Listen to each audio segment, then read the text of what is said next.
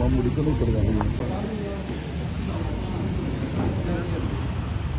ഒക്കെ കഴിഞ്ഞിട്ട് ആരോ ഈ ഓരോ തന്നെ എൻ്റെ പരിചയക്കാർക്കൊന്നും വിട്ടുകൊടുക്കാനാണ് വേറെ ഇതിൻ്റെ ആളാണോ അല്ലേ നോക്കാൻ വേണ്ടിയിട്ട് അഞ്ച് ടൈമിനെക്കാരും തന്നപ്പോഴേ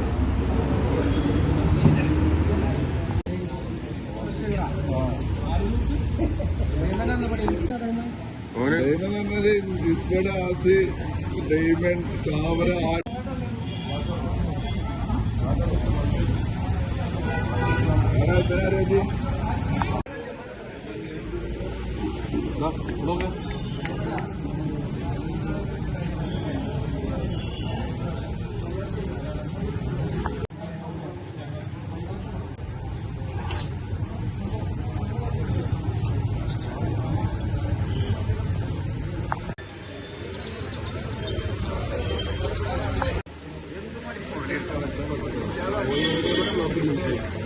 വണ്ടി പോയി വണ്ടി കോഴിക്കോട് വരണം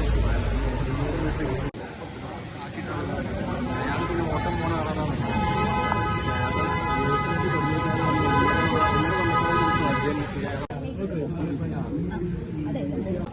ബാക്കി കവർ ഉണ്ടാവും അതിട്ട് ആ ബോക്സിൽ ബാക്കി കവർ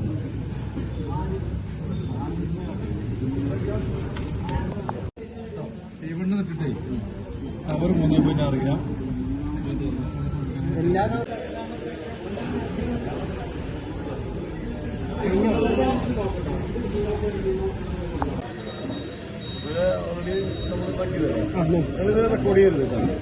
എന്താ ഉണ്ടായത്?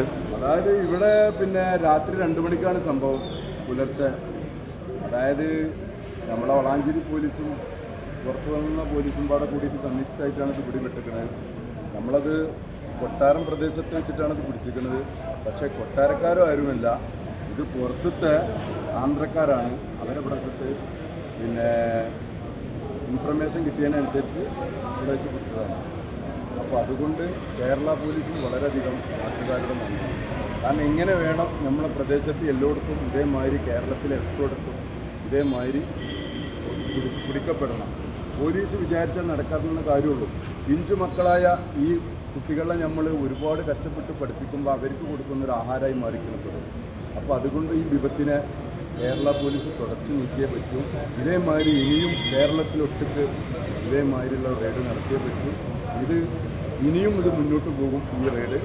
ഇതിൽ യാതൊരു സംശയമില്ല. പിടിക്കപ്പെട്ടാൽ ഇനി ജാമ്യം പോലും കിട്ടാത്ത അവസ്ഥയിൽ തന്നെ പോകുന്നത്. അപ്പോൾ അതുകൊണ്ട് വളാഞ്ചേരി കേരള പോലീസിനും വളാഞ്ചേരി പോലീസിനും വളരെയധികം നന്ദി.